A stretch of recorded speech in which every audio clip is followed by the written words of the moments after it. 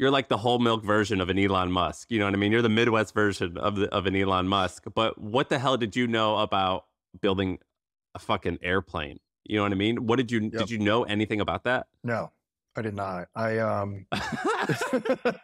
knew nothing. I was just like, I really wanted to do it.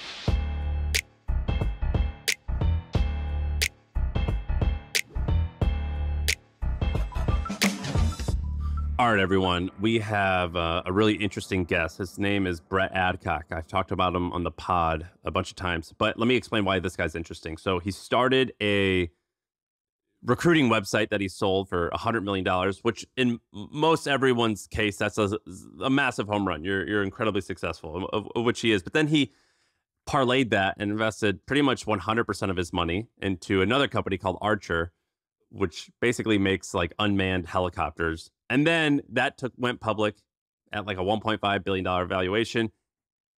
And he started another company called Figure, which is making humanoids. They're basically robots that can work warehouses and do human labor. The reason I wanted Brett to come on is because I just wanted to think and learn about how someone who's so unique, how they think and how they make decisions. And so Brett's really subtle. He's a low-key guy. He's not crazy high energy.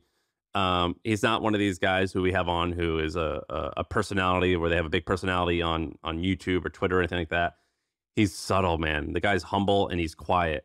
And I find that to be incredibly fascinating. My opinion, in 10 years, Brett is going to be in the running of however we think of like these like Howard Hughes, Elon Musk types of crazy folks who build these amazing world-changing things. Brett's going to be that. I mean, he's already up there, but I think he's going to be like that. And no one knows who he is now, or at least compared to some of those other folks. So what I want you to do is listen to this episode, particularly like the last 15 minutes when we talk about his latest company. It's really fascinating. And I want you to tweet at me. My handle's @TheSamParr, Parr. So the word the, and then Sam, and then Parr. Tweet at me and let me know what you think about this guy and what makes people like him special, because I'm really fascinated with these types of personalities, and I'm fascinated with how people can learn so much information so quickly. It's just really fascinating to me. So let me know. Give it a listen. His name's Brett Adcock. Let's start the show. All right, dude, let's just get right into it. The reason you're interesting to me is because you're incredibly successful. I imagine you're worth hundreds of millions of dollars, but you go all in on stuff. So you told me with this new company, Figure, you financed it for the first year and you put up most all of your money into it. I was like, what's your asset allocation for your personal portfolio? And you're like, well, I own Archer stock, which I took public. I own a house, and then I put some huge amount of money, which if you want, you could say, into my company Figure, and I'm going all in on them. And I just go hard. I go all in. Is that right? Yeah, this has really been out of necessity. My career, when I started Battery, I couldn't get anybody to invest in the business for the first almost 3 years. So I basically put all my savings into the company, took no salary for 3 or 4 years. How much savings did you have? You're 25. I think I had close to $200,000 I put into the business. And then, I didn't take any salary for 3 years. That meant had to pay for my own healthcare, food, rent. I was living in Manhattan. It's really expensive. In 2015, things got so bad that I had to borrow, I think it was $50,000 to pay for rent and survive. I had credit card debt. I was probably in the red, negative $100,000 prior to the acquisition of Vettery. Well, what did Vettery exit for? 110 million. So that was a windfall, right? Yeah, that was great. I raised a little over $10 million over 7 years. So had a large, percentage ownership of the company. So, but yeah, overnight success from going from, 7 years of agony and debt to having capital for the first time in a significant way. And then did you? I don't know if you're telling me these stories if you're goofing around or not, but you said that you put most all of your money into Archer, right? Yeah. I started Archer in 2018, called Archer Aviation, and we build electric vertical takeoff and landing aircraft. So these are basically aircraft somewhat similar to a helicopter, but they're purely electric. And the goal is to use the aircraft to move people around cities. So the traffic's just like such a terrible phenomenon. Nobody's really worked on traffic for 100 years. So we were basically out there. I was out there trying to solve the traffic problem and kind of help the sustainability. And the pitch coming out of Vettery was just, it was bad. Like it was, hey, we need basically probably about $1 billion, maybe more, to get to market, or we don't make it. We're designing this new type of transportation system in the air. So instead of driving to the airport, you would fly. And it needs to be fully electric. That nobody in history had ever certified an electric aircraft before. And I was coming off of software, 10 years, 15 years in software. So that pitch did not really resonate too well in 2018. You're like, we made a joke in the last pod where I'm like, if you drink a glass of milk with dinner, you're my type of guy. Like people were making fun of me from being from Midwest. You're like the whole milk version of an Elon Musk. You know what I mean? You're the Midwest version of an Elon Musk. But what the hell did you know about? I mean, software is easy in a sense. Like like it's just code, right? Like no one's gonna die if you screw it up, or in most cases, no one's gonna die. And if I talk to a guy who's doing like computer engineering or computer science, I'm like, what the hell do you know about building a fucking airplane? You know what I mean? What did you did you know anything about that? No, I did not. I knew nothing. I was just like, I really wanted to do it. That doesn't make sense to me. Yeah. What do you do? That doesn't make sense to me. Like if I wanted to go learn about how an airplane is built, I guess I would or a unmanned drone. I don't know what you want to call it. Yeah. I would go. I guess I would. Well, first of all, you have to have a high IQ to begin with, which I don't. But I would what would I do? I guess I would call people who know what they're talking about and ask them, what books do you read? And then I would go and read the books and take lessons. Maybe I would go to like a few college courses. It just seems like an impossible thing to learn. And you learned it in how many years? So here's what I did. One is I spent a tremendous amount of time after Vettery figuring out what I wanted to work on next. I kind of fell into the recruiting marketplace space with Vettery. And I really wanted to be very thoughtful about what I wanted to work on. So I basically spent a large amount of time figuring out, okay, what is the right opportunity I want to spend my time on? And it was Archer. It was very clear to me I wanted to do Archer Aviation and build it. So the first thing I did is I basically built a spreadsheet and I called everybody I could think of in the world. So I think I made I think that spreadsheet is about 300 people I connected with, whether they're at NASA or professors or working in industry at rotorcraft or airplanes or turbofan development, whatever it would look like. And I just immersed myself in. I wanted to know every technical book that was on the market. I wanted to understand how to build an electric aircraft, like what are the components and what are the physics governed by in the space. And I probably spent almost 6 months in a room just making phone calls, like cold calling everybody in the world. What's that call look like? Hey, Mr. Conway, my name's Brett. Can you talk to me about helicopters? It's crazy, man. Like people will pick up the phone for you. Like it's just like you just got to pick up the phone and call, and people will talk to you. People want to help. What was the most like breathtaking call you had, or meaningful call you had? I did a meeting. So I in addition to calling everybody in the world, the parallel track was I was going back to school. So I went back and like learned how to do mechanical and aerospace engineering. And, leading up to that, I went to an event in 2018. I think it was 2018. It's like early 2018 at this point. It was at this Hyatt, like basically Hyatt Hotel in Atlanta was hosting this like electric aircraft design course. So it was a lot of aerodynamics folks and folks in the industry that really wanted to understand the physics around electric aircraft. I went down there and I basically sat for 2 days being lectured on how to build an electric aircraft from scratch, how to think about the propulsion, aerodynamics, batteries. And it was just like all my heroes today in electric aviation. And one of the guys there was in his PhD at the University of Florida and said, like, me too, I'm doing my PhD in electric aviation and I want to build an eVTOL aircraft. And I go to the University of Florida and I said, wow, I went to undergrad at University of Florida as well. He's like, you need to come by ASAP and see our lab where I'm trying to build electric aircraft and, smaller scale, and we could help you. So I did this course. I got on a plane. I went down to Gainesville.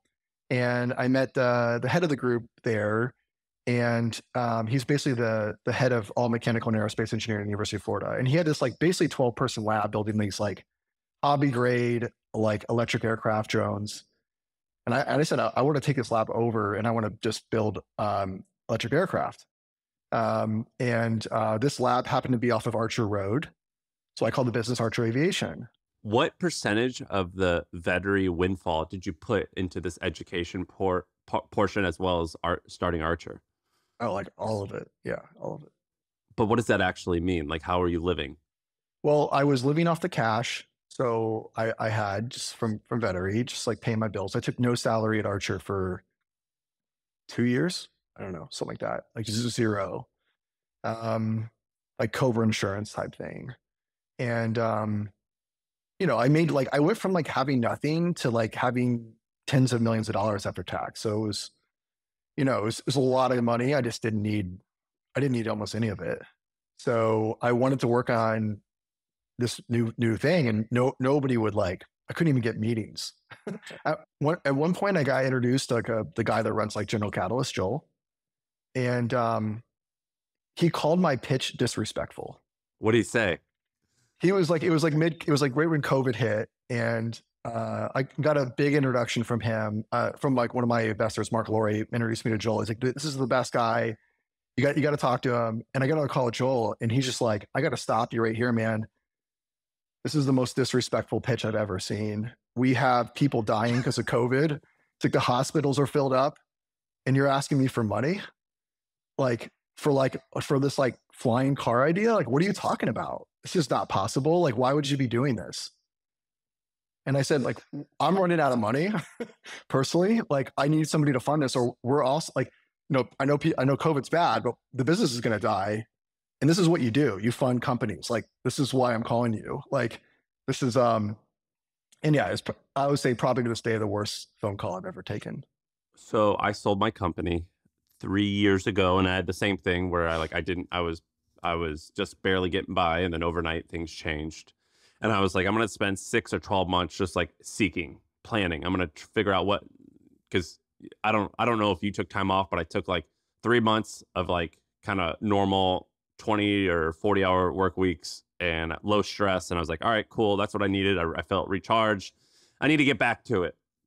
Except when I went back to it, I was like, have you heard of Ikigai? It's like this phrase. It's like this Japanese like concept where there's like 4 rings that overlap, and one of the rings is like, what does the world want to pay for? The other ring is, what does the world want? The other one is, what do I enjoy doing? And then, what am I great at? And like, ideally, you find something right in the middle, because if you find something that you're great at, that you have skills at, but the world doesn't want to pay for, that's just like an expensive hobby. If you find something the world wants and they're willing to pay for and you're good at, but you hate it, that's just like a crappy job. So like, you want to find something right in the middle. So I was like, what am I skilled at? And basically, I thought of it like, I'm just going to use my skills and what do I enjoy, and I'm just going to try and do something slightly better. And I think that's a pretty rational way to go about doing things. Like most people are, they're like, I don't want to go too hard, too outside of my realm. What interests me about you is like, you're kind of an alien. Like you, like, we're like, all right, this software thing, this veterinary thing, it worked. I don't know if it worked as good or as you wanted it to or not. I don't know the full story, but you just like took a total 180 and you're like, screw the 15 years of internet experience that I'm doing. I'm going to do aviation hardware. I'm going to do a totally different thing.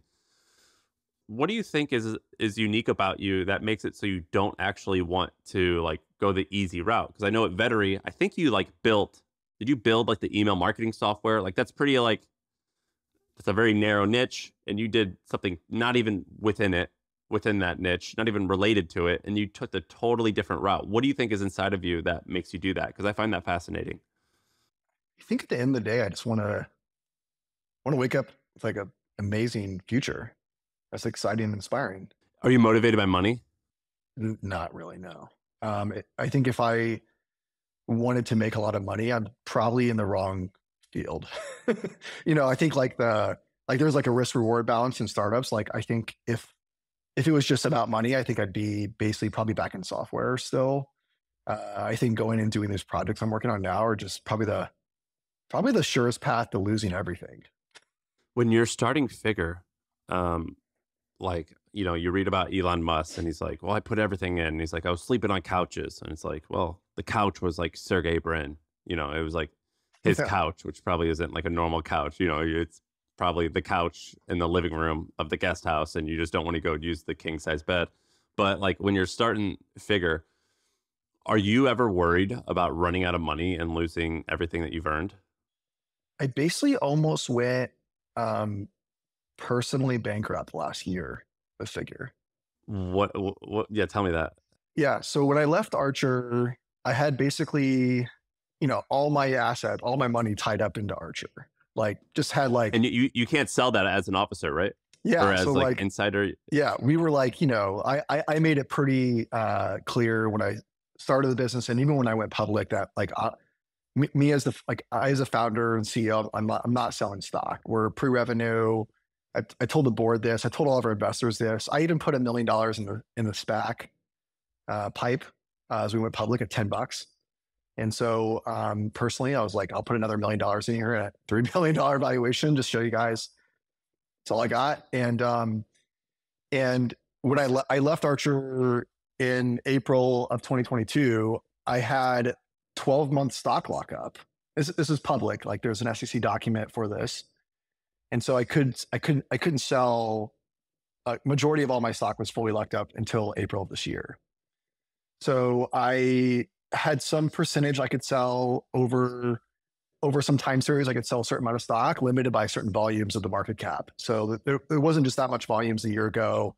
So I was selling some stock to fund Figure, and the stock went from like when I left, the stock was at $5 or $6. It went to like $1.80 end of last year, earlier this year, and I was just like, I don't know if I can get to 12-month mark, which was 12-month mark was April of 2023. That's like April 18th, 2023, promised land. Like I could sell unlimited stock, no volume restriction, all stock lockup, which I'm, I have a bunch of stock still here. I'm not selling right now, but but that was the point where I needed to get to. And I thought, I was underwriting saying that stocks at $3, $4, $5, $6, $7, like no problem. I'll be able to get there. And we were building a teams out like, was that, 40 or something like that. We're spending like millions on hardware. Figure was at 40. Yeah. We were within 6 months, we were at a 7-figure a month burn at Figure. And I was just like, it was like sell stock, transfer to bank account, transfer it into the company, pay payroll. It was like, how fast can we get that done? And it was like a full system of like trying to get like not hitting the limits every day on stock selling, getting the cash into the bank account and putting money into Figure. And I wasn't, this was like, there was a recession we were in. The banks were going bankrupt. It wasn't like it was a pretty market for Series A or capital raising. It was the worst market since we've been in since the financial crisis. From a fundraising perspective, I had a stock like stock's going down like 75%, and I was just like, I'm running out of cash. So I'm in my Hampton group, and I'm like, everybody's like, what's your most important thing you're doing right now? It's talk about. I'm like, I'm running out of money. I'm like, might not make it. What did they say? What was their feedback? I think they were. I think they thought I was a maniac. I think everyone thinks you're a maniac. Yeah. I mean, like I've talked to a lot of people who know you. That's what fascinates me about you. But what fascinates me about you is that you handle stress differently.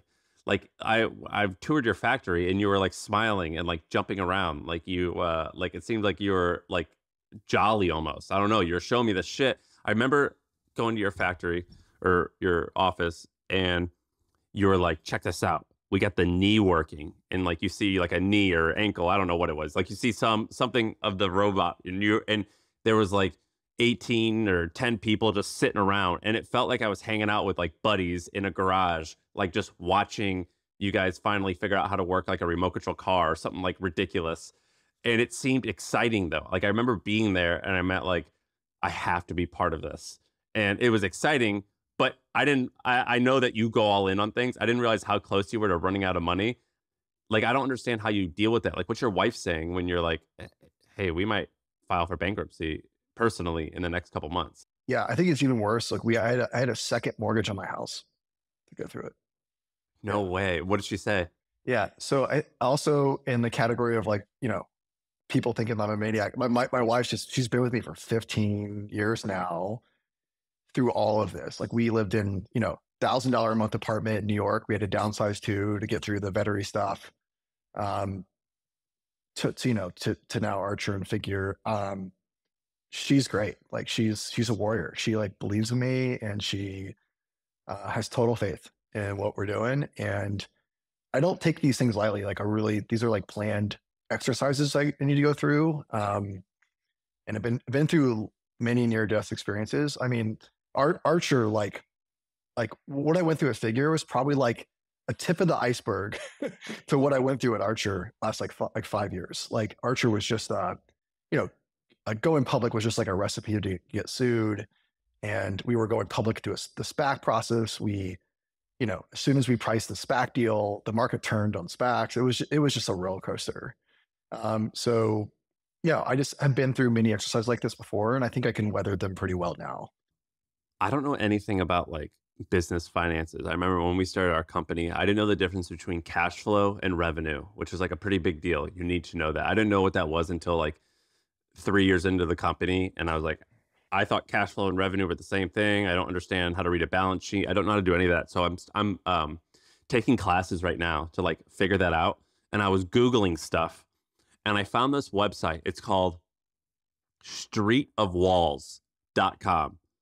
So I went to Street of Walls and there's these amazing articles where you click start training and there's like, it looks like a book. So if you're on your computer, go to streetofwalls.com. So there's like introduction. There's like, what does an investment bank do? There's like, how do you do a discounted cash flow analysis? There's all this stuff. And I scroll to the bottom and I always click the about page and there's a link that says follow this site and author on Twitter. And I clicked the Twitter and it was you.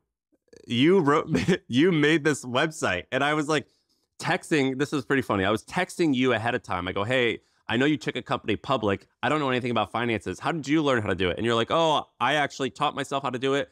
And then I did most of the preparation work for the IPO. And I was like, that's amazing. And you didn't even tell me you had this site where it was like a whole site of your learning and education. What was this site? What is streetofwalls.com? Yeah. So when I went to college, I enrolled in like industrial and system engineering, also finance.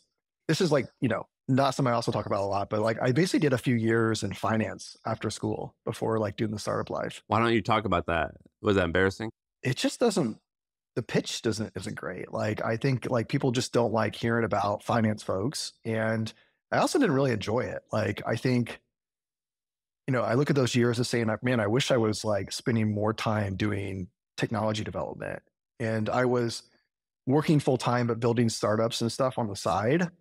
And I just look at that saying like, I think it was helpful in some ways, but like probably net like would have been more important just for me to dive in and start building businesses full time. So I was in school, somebody gave me this book. It's called like the Fast Track to like investment banking, management consulting and trading. And I read it and it was like, people that go into finance like drive Ferraris. They just like do so well.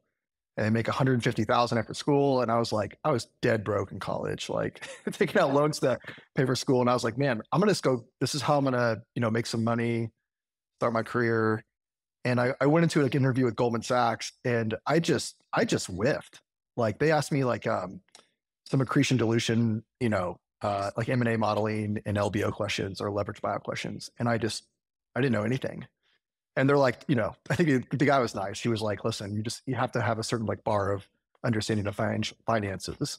He's like, this is such a disrespectful interview. Yeah, this is like that's the second time you're disrespecting people constantly. Yeah, exactly. And he's like, you're like wasting my time. And I was like, man, like I'm not really learning how to do this stuff in college, so I'm just going to have to go learn it.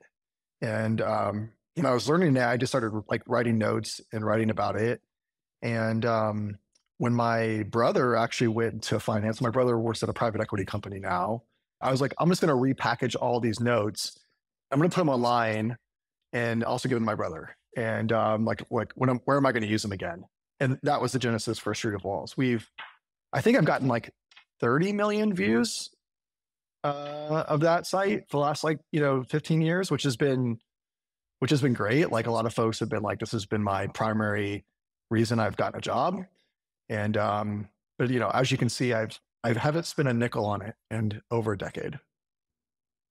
How do they get traffic? I mean, according to SimilarWeb, it's still getting 100,000 or so people a month coming to it. It's all organic SEO. That's insane. I mean, that's kind of a lot, right? I mean, for Yeah, such it's a a lot. high, this would be an expensive term to rank for. Yeah, these are like, there's thousands of pages of content there with good original content. And it's just ranking high on Google. You wrote all these? I wrote all those articles, yeah. Were you going to turn this into a business? Yeah, at one point I was making like $5,000 a month selling those interview guides, like 1 year out of college. It was great. I mean, it was like a 98% margin business. All right. Well, when you're in that position, what's stopping you from going full time on that? Because if I'm broke and I'm 24 and I'm making $5,000 a month, I'm like, this is the thing. Yeah, I strongly believe, like I strongly believe I need to touch like the mass market, and to have like significant impact in technology, you need to have like either a lot of people using your product or very few that use it, like really like it a lot. And I just felt like the services I was starting were just not important enough for my time. So on this pod, we talk a lot about like ideas and like different opportunities. In terms of Vettery, what opportunities did you see that you guys weren't able to pounce on that still exist? One of the things we did is, so I started the Vettery at the NYU incubator. And one of the guys there handed me a book one day, and it's like, it was the Predictable Revenue book, which is basically like an outbound lead generation marketing playbook. And he said, hey, you need to read this. It'd probably be pretty helpful for Vettery. Those guys, it was actually Tap Commerce. Those guys sold for like over 100 million to Twitter. So it was Brian, the founder there. And I ended up reading the book. It's like, this is great. We need to like replicate this system fully end to end. So I started like working on writing this outbound lead generation process. And we ultimately gave it to basically a person that's here with me today. So Leah Randazio gave it to her and said, hey, can you go figure out how to build this? So she brought on an engineer, and we basically built this outbound lead generation software system that basically ended up powering all of Vettery. So that was basically like, how do we put contact information of people and basically do this cadence of emails out to folks to basically drum up leads. And you can do this for both like customers. Where'd you get the emails? We built an offshore team of like 300 people in the Philippines, and we did it all by scratch. What does that mean? Going to LinkedIn or something and just build an email list? You can basically finding the right people based on job titles, and then there's a process where you can use to find emails pretty well. Like there's a lot on GitHub. There's a lot on, you can get the emails through Facebook pretty easily. There's basically a process where you can basically back into somebody's personal email address. There's also like databases you can use that a lot of folks use. So we would get emails, plug them into this machine and go. And we basically built this like huge engine that would power like millions of emails we were doing per month.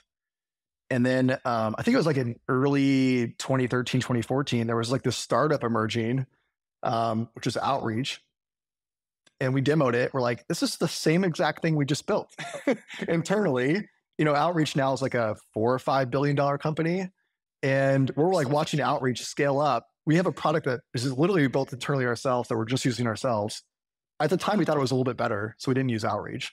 That was more customized for what we're doing and everything else. But it was really funny to see us, me go out and build like $100 million company when internally we had a $4 billion company sitting internally.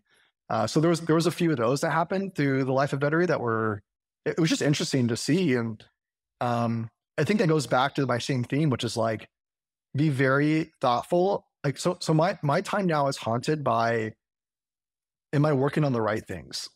Do you think that was the wrong thing?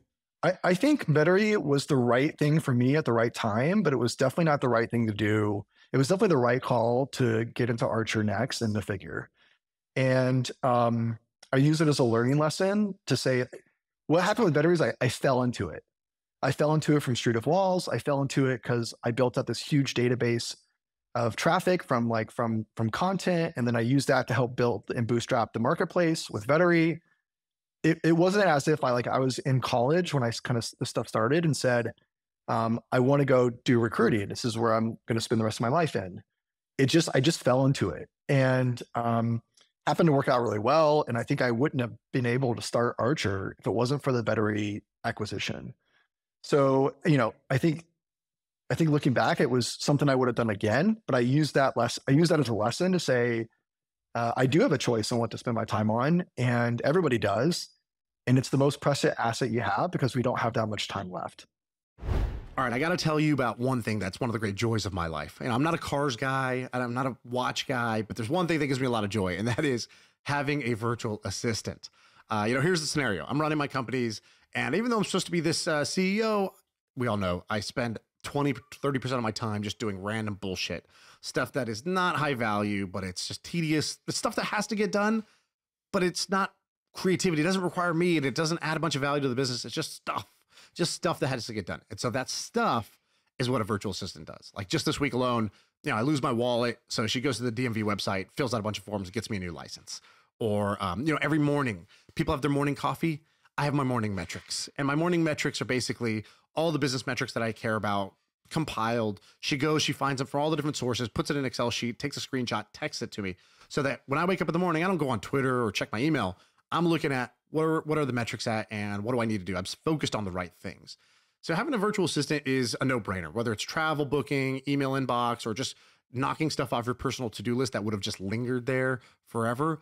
I think it's a no-brainer. If you're a business owner, you should definitely do it. I think one of the best places to find an assistant is Shepherd. So go to supportshepherd.com. I pay my assistant, I think $8 an hour, something like that. That's double what she was making in her previous job. So it's a win for her. And for me, it's super affordable. It's something that, you don't need to have the biggest business ever, be the biggest big shot in order to afford it. So it's amazing. I now do this for my COO and my CMO too. I just give them assistance without them even asking because I know it makes them more productive. It does that for me. So of course it's going to do that for them too. So go to supportshepherd.com, check them out, get an assistant and tell them I sent you. They'll take good care of you if you do that. So supportshepherd.com, check it out. I can't find this client info. Have you heard of HubSpot? HubSpot is a CRM platform, so it shares its data across every application. Every team can stay aligned. No out-of-sync spreadsheets or dueling databases. HubSpot. Grow better. What was the math that you saw, or the graph or whatever, that made you want to start Figure? What was there a signal where you're like, oh man, this can be the biggest company in the world? Because I think you sold it to me. You go, we'll either going to screw up and go bankrupt, or we'll have a very small exit, or it's going to be $100 billion company. Or you said something like that, where it was this is either going to be the biggest thing ever or total failure. But what did you see that gave you the idea that this could be the biggest thing? So what we're doing here, Figure, is we're building humanoid robots. These are robots. When we say humanoid, I mean it looks like the human form. So it has legs, arms, hands. We're not trying to look like a human, but we're trying to do everything a human can do. And when you look at the world today, if you go out in the world and look at everything you're doing, it requires a human interface in the physical world.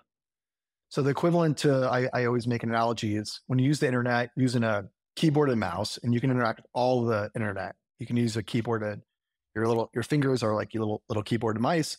You can basically interact with all the digital world. The physical world, the last several hundred years, we built to interact with the human body. So we have door handles, we have tools, we have stairs. Everything around us was built for a human interface. And so when you look at what we're doing here, is we're trying to build an automation solution to do physical labor. So how do we get into the world and do human-like tasks? And when you look at the market for human-like tasks, it's half of GDP. So GDP is roughly 70, 80 trillion. Half of that goes to human labor to pay wages every single year in the world. And it's roughly half or so for if you go to any company or any country in the world, it's roughly half of GDP. And what we've seen now is we've seen this we've seen these emergent properties happen in kind of the space we operate here that are allowing us to build and do this decade. We have hardware from that is capable of being built to do human-like tasks. And then from a software perspective, separately, we have software today and we have AI systems today that can basically understand like semantically what's going on in the world and do human-like applications from a software perspective. So here at Figure, at a high level, the biggest company the next 10, 15 years in the world will be humanoid, like AI-powered humanoids. That's for sure going to happen. The question is like, what groups are going to do that?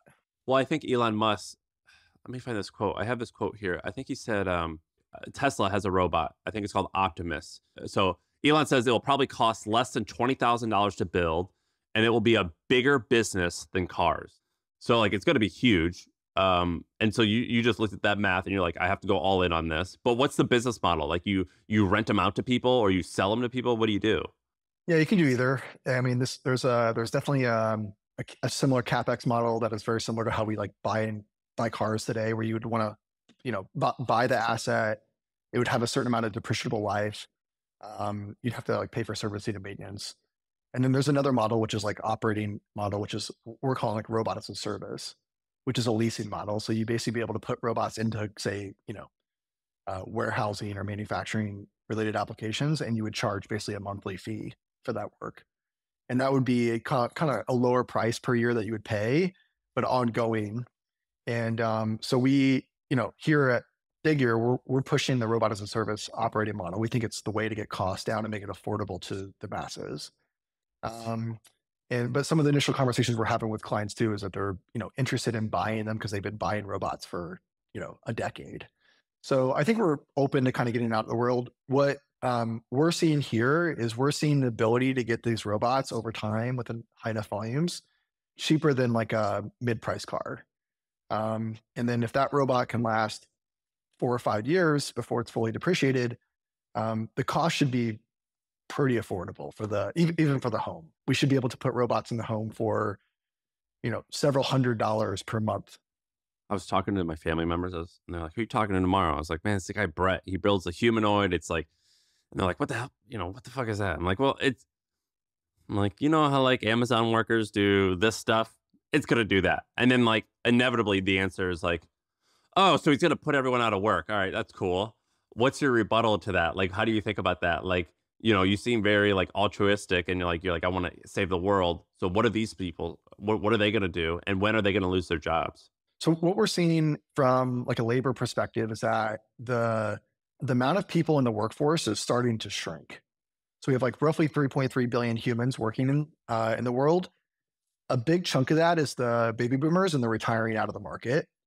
And then from the other side, we're basically having roughly a little over one child per household at this point. We're well under the replacement rate for humans, which needs to be like about 2.2 births per household. So we're not putting more into the bottom, the top of the funnel. We're not putting any more in, and the bottom of the funnel, they're retiring out. So we're basically shrinking the labor force. So when we walk into, the conventional wisdom is what you say. It's like you walk into one of these like big companies, and they're like, "We're worried about you taking our people's jobs. Like, how are we going to message this? Like, what are they going to do?" That is complete 180 from what we see with boots on the ground. If you actually do the work of walking into a company that's big, and you ask them their number one problem, they'll say employee headcount and retention. So we walk into these warehouses, manufacturing, retail, whatever, and we walk in and they're telling us that 15% of employees don't show up every day to work. They're saying they have 2 to 3% weekly attrition, 50 to 150% annual turnover. The working conditions are harsh. It's really hot in the summers. It's cold in the winters. You have to walk miles per day. You have to pick like a lot of items per hour. It's a lot easier to drive an Uber in this condition than be in these facilities. So when we walk into these clients, they have a labor crisis going on and they need help ASAP, and they can't figure out how to automate these more dexterous and human-like tasks. And so, our goal is to go in there and do like the dirty and hard work that they can't find humans to do today. And we think there's just I've never seen a business like this where we walk in and they're like, we'll buy 1 million of them if you can do this. And so the demand is like, I think almost unbounded. I don't even know how to handicap it. It's if you can build the technology, we need millions. When we were hanging out, I was like, why don't you just do a software company? And you're like, software is harder. And I was like, what? Why? He goes, well, because I had to make people like want Vettery. Like I had to convince them that this was a good idea. And then like I had infinite options on what to build. And I had to hope that I was building the right thing. And then he said, with hardware, I can find problems where there's already demand. I know if I'm able to build this, people will want it. And I know that there's a set of laws dictated by physics of which create the rules. And I just have to figure out within that very small set of rules, can I build this? And as of now, you're like, I think I can, but I haven't entirely figured it out. But it's a much simpler puzzle to figure out in order to like build this thing. And if I build it, the business is going to be the biggest thing ever because I know people want that. And I remember like when you said that, it changed my perspective on a lot of things. Did I say that right? Yeah, I think that's pretty accurate. Like in software, you have a lot of these things that are like these emergent properties that happen in like, say, the marketplace or SaaS characteristics that make it really hard to control. You have retention and you have competitive threats and you have like feature build. There's a lot of things you need to do to kind of keep the wheels in the car and keep it running. And in hardware,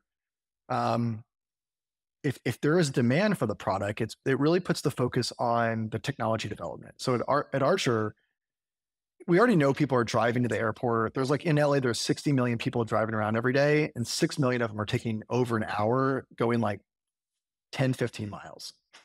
So like, you go to like Pasadena to LAX. If you could fly that in 7 minutes, or you want to drive that in an hour and a half, like, what do you want to do for your time?